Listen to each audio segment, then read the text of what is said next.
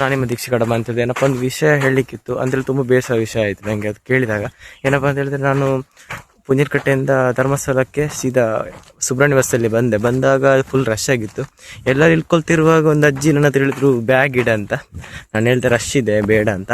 ಆಮೇಲೆ ಅಜ್ಜಿ ಹೇಳಿದರು, ಇನ್ನೊಂದು ಸಲ ಬಂದು ಕೇಳಿದರು, ರಿಕ್ವೆಸ್ಟ್ ಮಾಡಿದ್ರು, ಇಡು ಬ್ಯಾಗ್ ಇಡು ಅಂತ, ಹಾಗೆ ಹೀಗೆ ಅಂತಿಂತ ನಾನೇನು ಮಾಡಿದೆ ಅಂತ ಹೇಳಿದ್ರೆ ಬ್ಯಾಗ್ ಇಟ್ಬಿಟ್ಟ ಮೇಲೆ ಫುಲ್ ರಶ್ ಇತ್ತು ಅಂತ ಹೇಳಿದ್ರೆ, ಅಷ್ಟು ರಶ್ ಇತ್ತು. ನಾನು ವೀಡಿಯೋ ಹಾಕ್ತೇನೆ, ನೋಡ್ಕೊಂಡು ಬನ್ನಿ.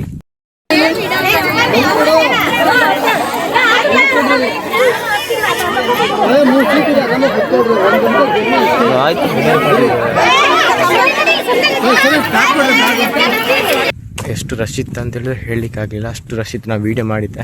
ಆಮೇಲೆ ಅಜ್ಜಿ ಬಸ್ಸಲ್ಲಿ ಕೂತ್ಕೊಂಡ್ರು, ಬಸ್ ಫುಲ್ ರಶ್ ಆಗಿತ್ತು. ಬಸ್ ಹೋಗ್ತಿರುವಾಗ ಅಜ್ಜಿದೊಂದು ಮಾತು ಹೇಳಿದರು. ಅಜ್ಜಿ ಅಲ್ಲಿಂದ ಹೇಳಲಿಕ್ಕೆ ಸ್ಟಾರ್ಟ್ ಮಾಡಿದರು, ನಾನು ಬಸ್ಸಿಗೆ ಹತ್ತುವಾಗ ನನ್ನ ಸೊಂಟದಲ್ಲಿ 1,500 ನೋಟ್ ಇಟ್ಟಿದ್ದೆ ಅಂತ ಹೇಳಿದರೆ, 100 ರೂಪಾಯಿ ನೋಟ್ 15 ನೋಟ್ ಇಟ್ಟಿದ್ದೆ ಅಂತ ಹೇಳಿದರು. ಅಲ್ಲಿಂದ ಅವರು ಕೂಗ್ಲಿಕ್ಕೆ ಟ್ರೈ ಮಾಡಿದರು. ಆ ವಿಡಿಯೋ ಕ್ಲಿಪ್ ಹಾಕ್ತೇನೆ, ನೋಡ್ಕೊಂಡು ಬನ್ನಿ.